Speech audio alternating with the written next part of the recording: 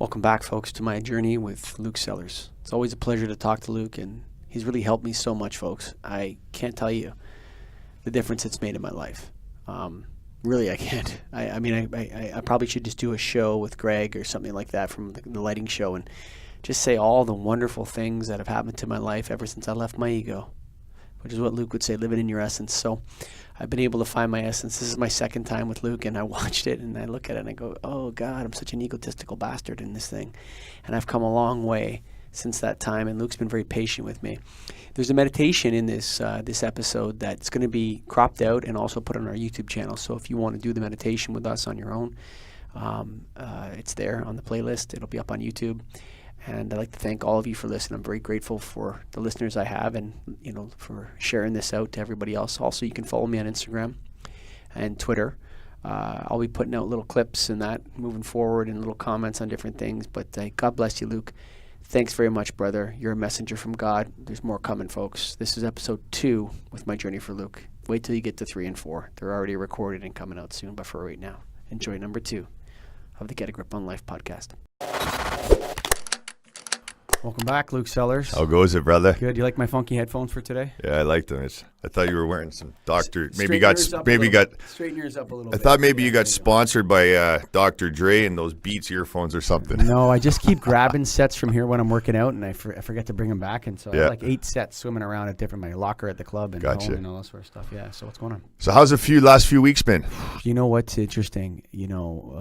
Life. This is for you after the show, by the way. Oh, okay, thank you. Okay, appreciate that. And I actually wrote that on Monday night. I couldn't sleep, and something was calling to me. And I had all my sheets done, and I was reviewing my notes on the Untethered Soul book that you asked me to read, and I had read it. And I wrote that, and I felt like this real surge of positive energy, and I couldn't sleep the rest of the night. I stayed awake the whole night. Yep. I was just thinking about it. Then I came to work at about 4 o'clock in the morning. I was working all day. And it's interesting how I went from being at peace to it turned into like arrogance. Mm-hmm. Does that make sense? Yes, of course. And I became arrogant in my peacefulness in a way. Not uncommon. Definitely not uncommon. It's interesting the way that the mind functions, the ego, the survival mechanism, right? One and the same. As you shine the light on that which you are, as you've been, and I have to commend you, my hat goes off to you, because this process that we're working here flows so beautifully when you are determined and inspired to show up for yourself, right? The inspiration is a seed once planted flourishes. It's what gets you out of bed in the morning. It's what causes you to, right, be essentially inspired.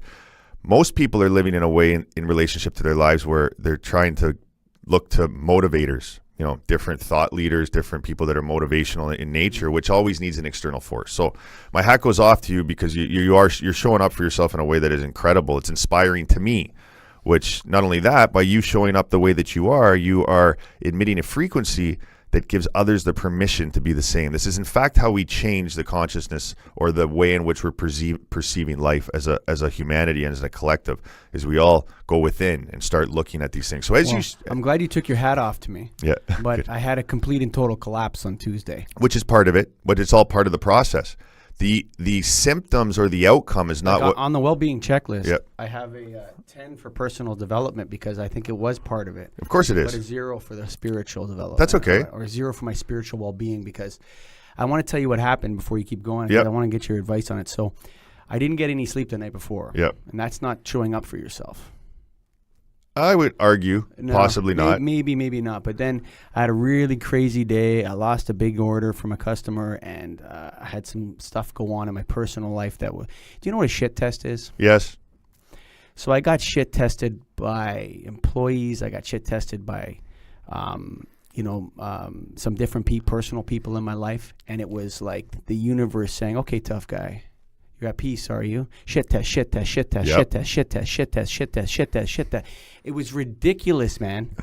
And I ended up literally at about 8 o'clock at night. I'm trying to put my kids to bed. I had to go lay down, and I was in physical pain. Yep. Like I was literally in physical pain from it. I was like completely miserable. And, you know, I was like, what's happening? Well, where was the guy that wrote that letter to Luke who was going to hand it to you and say, look, I made it, Luke. I'm free of all of this shit. And then I had a big argument with my wife and which is just, you know, hasn't happened in so long. Everything has been going so good. And, you know, I ended up, you know, really upset. And then, but the thing was that this morning I woke up and I said, show up for yourself, you fucker. Yeah. I don't care what happened yesterday and your wife's mad at you and, you know, you didn't pass, you failed the shit tests of life. Which is what a shit test is to me, Luke. It's like a leadership test. Of course. It's like you know, people only shit test people that are in charge of them, employees to bosses, you know, children to adults. Okay. Students to teachers. Okay. That's where the shit test happens. I don't shit test you. You don't shit test me. Yeah. Peers don't shit test one another. Yeah, I agree. It's an authoritarian thing. I see what you're saying. Yes, which is a construct based upon a system, this pyramid down approach to business, right? That creates an inadequacy in subordinates. Really, I mean, exactly. You know what I mean? Head, and yes. so there's things that take place because that subordinate always wants to be where you are. It's just the nature of things. But how do you free them from the burden of that? It's such a waste of time. By showing up for yourself in the way that you are. Right. So in fact, in those moments, the beautiful thing about this is there's no failed tests, right? Life is a test. Life is happening in the way that we need it to happen, not in the way that we want it to happen. So the science behind this, energetically speaking, as you show up for you, like you have been, and you've been doing it vigilantly and diligently, meditating daily, spending time with nature, these different things, going for a walk, taking your dog, whatever it is, you're spending time with you. So naturally the ego, which is part of you, which is what we're going to accomplish in the second part of that conversation we created in identifying your essence. But the ego now will start to become more conniving and ingenious in the way that it's showing up, because the universe, yourself, however you want to call it, is testing you. It's like, yeah, you like the idea of this, or do you really want to live in peace? So I'm going to give you experiences, and essentially you're creating these experiences yourself to test the validity of the peace in which you're creating in your life. Very easy for you to be in peace when you're sitting there in nature meditating in the morning, right? The day starts, we get right into a practice, so the mind is nice and calm, and we go into that state and we start our day there. Now you go out into your day and these things start to happen, right? People who are not vigilant on this path step off of it because it's like, oh, they get put back, project. It's bullshit. It doesn't work. Exactly. Well, I've been meditating every morning for the last 6 months, and I woke up today and I feel like I want to kill everyone around me. Oh, and why is the world shit testing me? Exactly, right. I'm supposed to be at peace here. It's completely naive and ignorant, and a big mistake that a lot of the spiritual communities make into not having that awareness that the world is in chaos. I felt like the untethered soul had a little bit of that in it. Of course. Like a little bit of that naivete, you know, endless spiritual energy in that. I wrote some. Yeah, which in that Michael Singer, in the way that his account, essentially The Untethered Soul is a book that's written in layman's terms about the process of mindfulness, which is to exist, to be existential or experiential, as opposed to psychologically being here or doing here, and your intellect, right? Because we have these identities that we have developed to survive in the world, and our intellect insulates and supports those identities, right? Our belief patterns set up the walls around them, and then our emotions emphasize and build those walls out thicker and thicker and thicker. And now we have this intellectual relationship to our identities, all of which is an illusion. It's not you. The mind is not you. The body is not you. And in the Untethered Soul, he starts getting into this. The realness of this practice is that the world is in chaos. You have 7.5 billion people. 99.999% of them are all living in their brains, right? And the brain's primary function is to make itself feel different than it normally feels, or to make itself feel better. And they're living with a fantasy that happiness can sustain itself forever. It's an impossibility, because happiness has a composing force, which is sadness. So we will continue to experience both sides until we come to, really be sick and tired of being sick and tired. What I'm getting at here is that all of life is happening within you. So you're showing up for yourself. You're doing all the work. You're centered in your beingness, and you go out into the world, and the world is not aligning with that which you are aligning with. And it was for a bit. It was for a bit, but then the ego and the universe comes in to start testing you. Now, this will go on for a period of time until it doesn't anymore. It's that simple.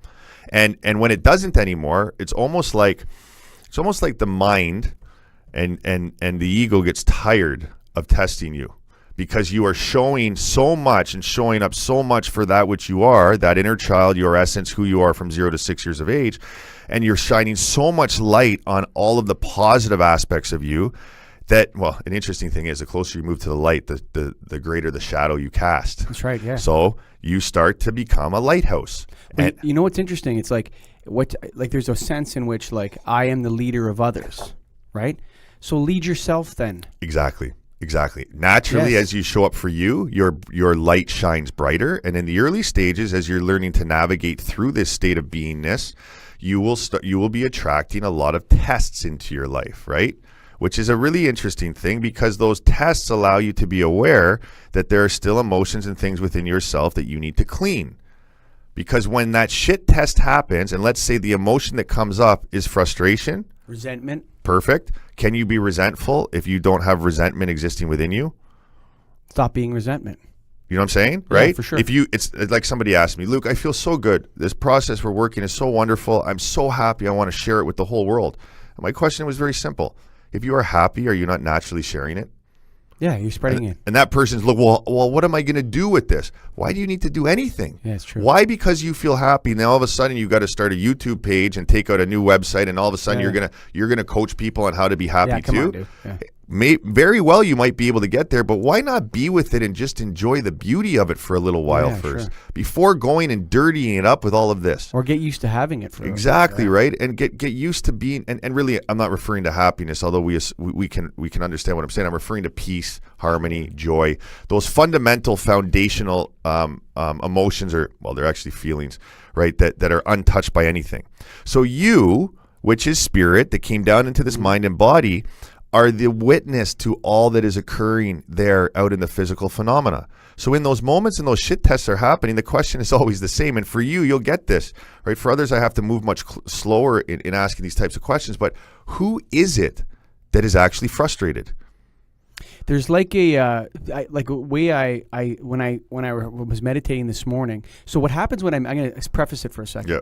What happens when I meditate now is like it's almost like when I breathe out, energy's coming up and out, and there's like the meditation is not here; it's here now. I hate to say that, like it's up here. No, you don't. It goes up here and something like that, and it comes out here or something. Perfect.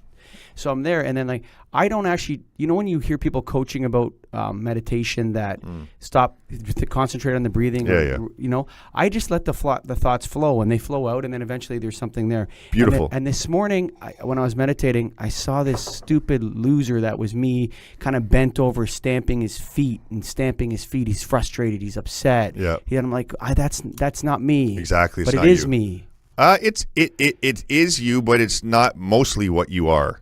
Right? Yes. Because the mind is something that we are associated with, but it can be here, wherever it is. Like having an adult temper tantrum. Right? Exactly, right? So that's a very beautiful thing that took place for you, because you're seeing yourself in a light from the observatory perspective, as the witness, as the watcher, like watching a movie there and seeing yourself act in a ridiculous way. Yeah. Like what did I do that for? So in that moment... Well, you were exhausted. You didn't go to sleep. You didn't eat right exactly.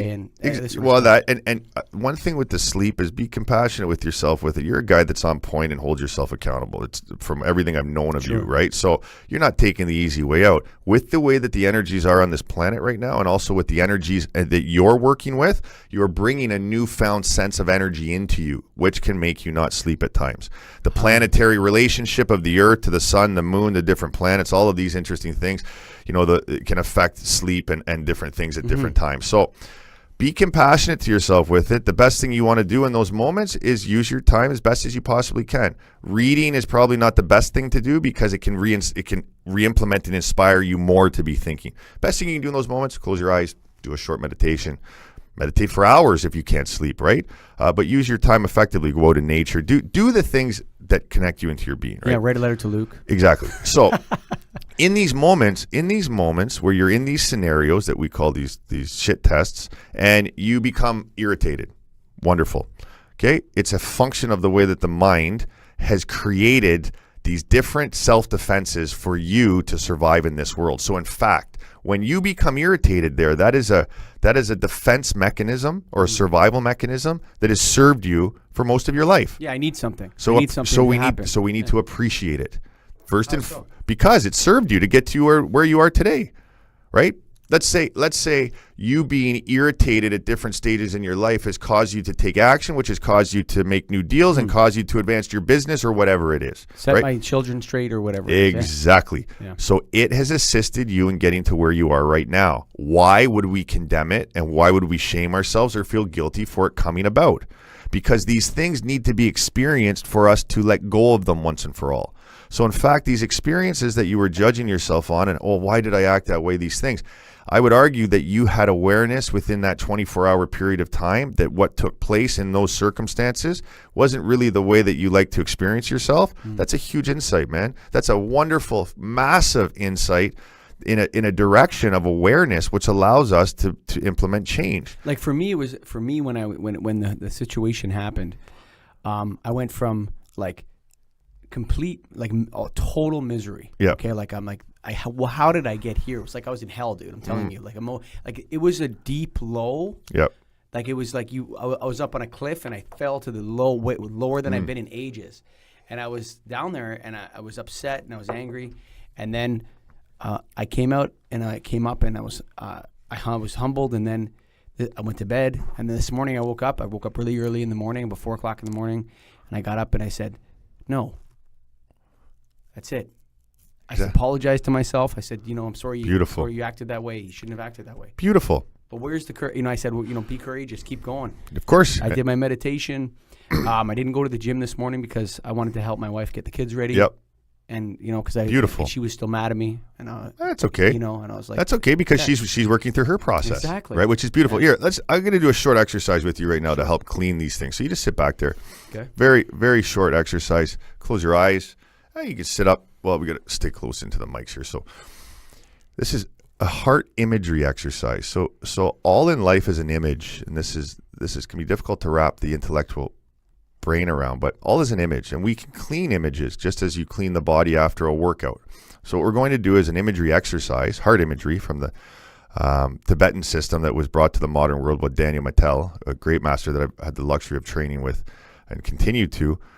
So with imagery, we're going to take you into the heart. I'm going to feed you a couple images, very short sets, 3 to 5 minutes, to help clean exactly what you experience there, because psychologically or intellectually you have released it, you're back on the horse, but it can stay there in your cellular memory, which makes us feel sick and lethargic and that. So you're sitting there with the spine as straight as possible, just to allow the energy to flow much easier. And we relax the shoulders, the eyebrows, and the hips, the 3 points in where we carry all of our emotional stress. You can even say with your inner voice, I am completely relaxed. Breathing naturally, inhale a vibrant white light and exhale a white mist. Do this 3 times.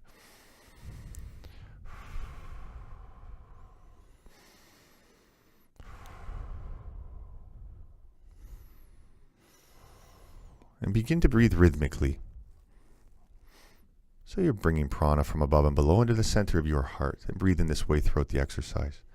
See your body there is represented as a big, beautiful house, reaching up to the heavens, your shoulders reaching up to the stars. You're massive in size.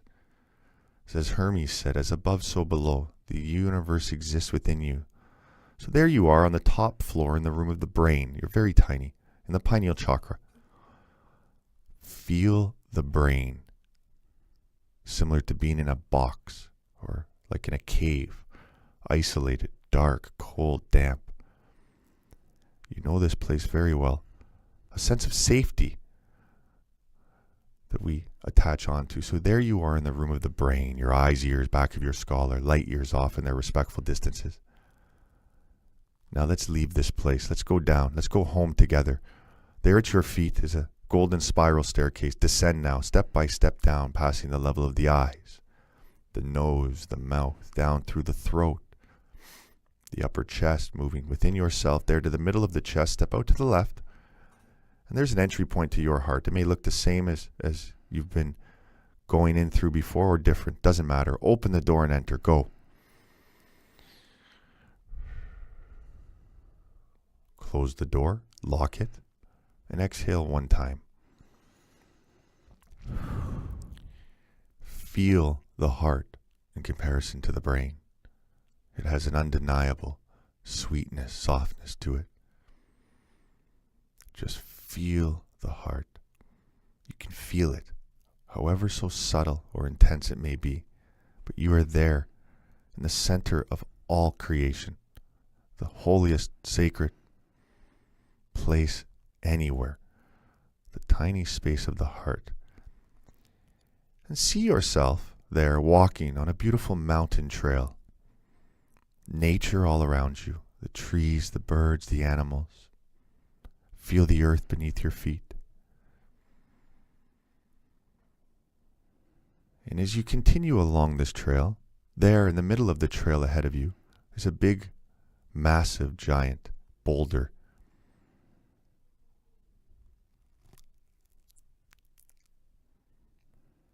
Know that you can step inside of this boulder, this massive rock. Move towards it and step into it now.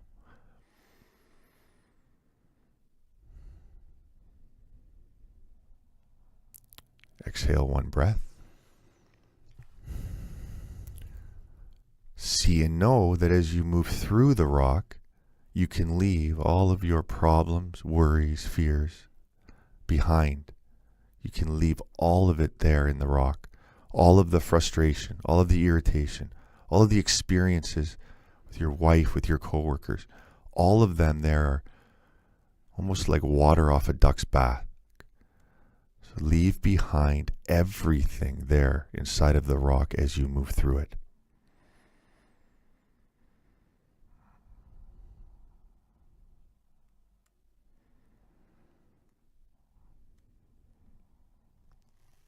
And soon you will be out of the rock. 10 steps, 9, 8, 7, leave everything behind. 6, 5, you can even say with your inner voice, I'm leaving behind all of the irritation from last week. 4, 3, 2, and 1, step out of the rock.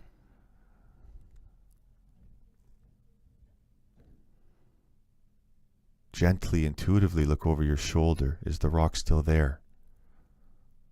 How do you feel? There to your left is a beautiful mountain creek of pure spring water. Kneel down beside it and look at your reflection in the water. How do you look? How do you feel? Reach down and wash yourself with the pure spring water. Drink some of it. Feel where it's moving inside of you.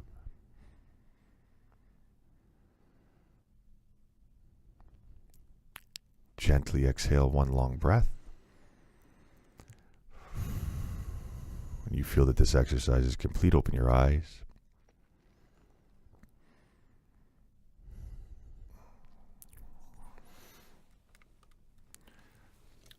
How was that?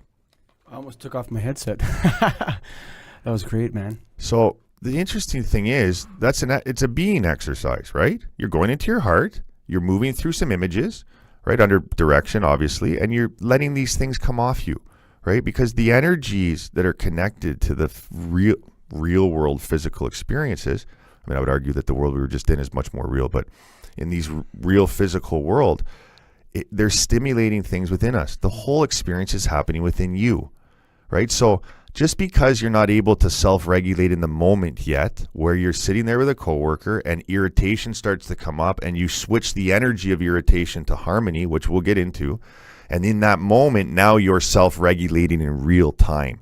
And you're accessing a much more powerful perspective and point that you're coming from to be able to, acquire a solution in that moment.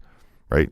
It's an interesting thing. And we want to always be in that state. So although you might be beating yourself up a little bit over some of the ways in which you were reacting to things in your life, from my observation and perspective, not anymore. No, that was where I let it go, man. It's a beautiful thing, man. It's a beautiful thing, and there'll be days that you get knocked off. They should teach this stuff in school, dude. Dude, it's fundamental. It should be grade 9 to 12 years. Not only that, it needs to be these exercises that are very powerful and work really well need to also be incorporated and introduced to people, at the adult level too, right? Sure. I mean, you look at a lot of the apps out there today, which are very beautiful, a lot of these different apps for meditation and things like that, but they're all brain apps. We can transcend the function of the brain instantly in the simplest, most beautiful way is through our being. We need to have a practice every day that gets us into that, so that we have a fighting chance throughout the day to be present in our being as life and its chaos is coming at us. And that's exactly what you're doing, which is a beautiful thing because you're getting into the flow, that flow state that things just come to us and all that kind of stuff, right? Yeah. So, it's going to happen, and it's going to continue to happen for a period of time until it doesn't. Dude, you know what? I'll tell you this, like 6 years ago, that would have taken me a week and a half to get through that, maybe a month. Yeah.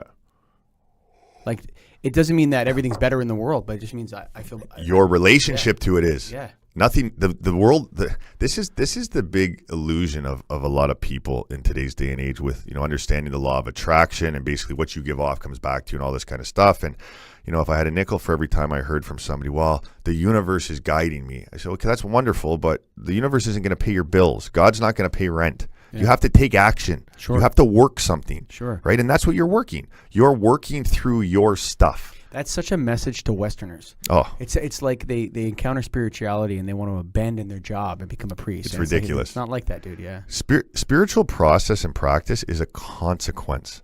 This is something I really need to emphasize with people.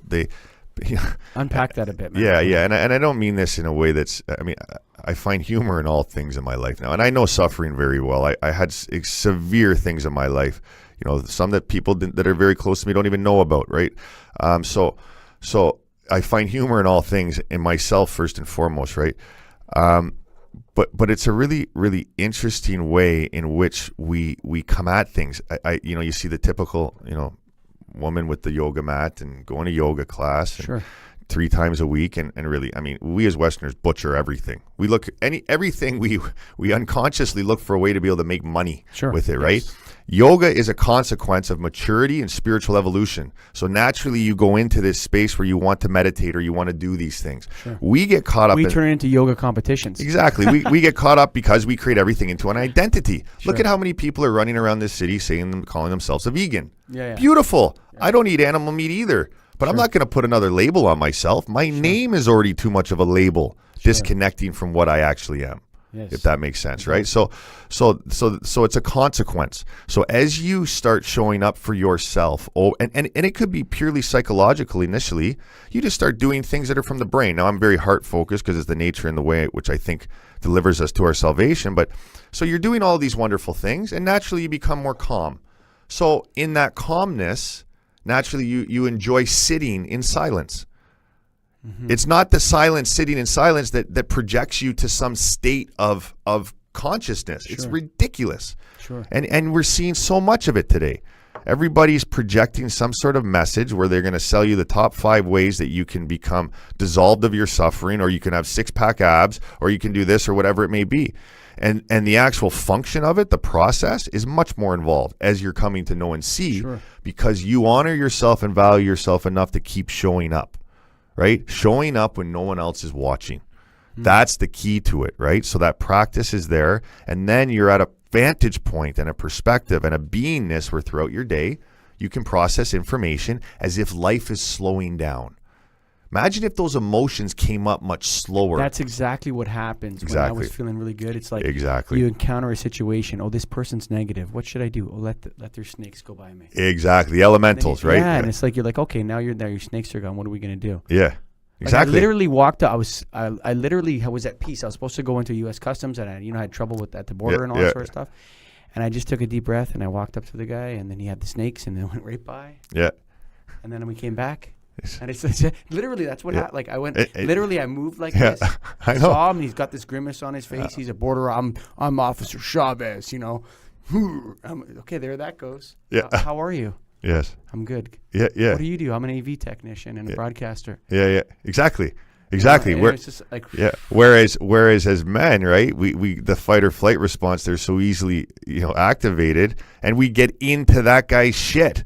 yes. So now you're living in this story that's validating his importance from his ego. Yes, exactly. Whereas you transcend it instantly by I'm Detective so-and-so, and this is what we're looking for. Oh, wonderful. How's your day going today? Yeah. Border people. I ask the questions. I love Okay. I love the border guys, right? Yeah. Because it's more and more confirmation, like the way in which we're so messed up as a humanity right now, but it's so beautiful because there's just as much beauty as darkness, that we actually have to train our peoples of authority to not be human. Like when I walk through, I travel a lot right now. I fly out again. It might as well be an AI computer. Exactly. I fly. I mean, whenever I go through, hey, how's your day going? They don't even respond. It's as if I don't exist, because that's the way they're trained. Yeah. And I just have fun with it. So, well, I take that means good, or they kind of look at you. Sometimes you actually get it's amazing in different countries. I fly into Costa Rica. You have customs there. We'll sit and talk for 10 minutes. Pura vida, buddy. Yeah, Pura Vida, right? We'll be they'll be talking. And I go there every month pretty much, so you get to know the people. It's a completely different energy. Sure. You go into the United States customs. It's like the Gestapo. And I mean that with love. But hey, listen, our world in North America is very similar to the propaganda and bullshit that was done way back when, right? And I know that people don't like to hear these types of things, but no, we're moving towards there's two fascist forces at war with each other in our society. Exactly. And one of them might win, or hopefully both of them lose. Yeah, I think they will. I think they both will lose, right? It's interesting, right? They're both fascist, though, both of them. Yeah, it's a really interesting dynamic we have going on right now. So, yes. All that being said, we transcend all of it completely through pure beingness, right? It's and I think you'd watch the video of this great master Sri Muji and the way of self-inquiry, the way of attention, right? Yeah. So the mind is out there, and it's that guy's unbelievable. It's beautiful. So the mind is out here. And if we can always be in this relationship of observing, of witnessing, of seeing that we are untouched by it, sure. Irritation comes up. We see it. Look at that funny thing out there as you're centered, right? You see it like yourself stomping around. Yes. And you're active. So as an emotion's coming up, right? It's like a slower release. The idea of speed is so important. And you see it coming. Yes. And as it's coming, you make a decision to let it go. Yes. And eventually you'll be in this state, always this rhythm. And when you're in this rhythm, man, I can assure you, I'm there 99% of the time now in my life. Man, like it gives me goosebumps just thinking about how beautiful the most mundane things are. Yeah, what's funny is, like, if you think about people that are miserable in their jobs, right? Well, I think that they have an absolute obligation to quit right away if they're miserable. But I think there's beauty in everything. If you just, hey, what do I do? I'm I work at Atlas Lighting on the order desk. Yeah. There's endless mystery in that if you put your heart into it. No kidding.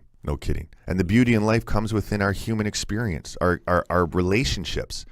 I would argue that somebody who's working a reception desk has more of an opportunity to live a beautiful life than the guy in IT that's making $300,000 a year, because they have so much human interaction. Sure, yes, exactly. Every opportunity in meeting another human being is just that, an opportunity to develop a new friendship.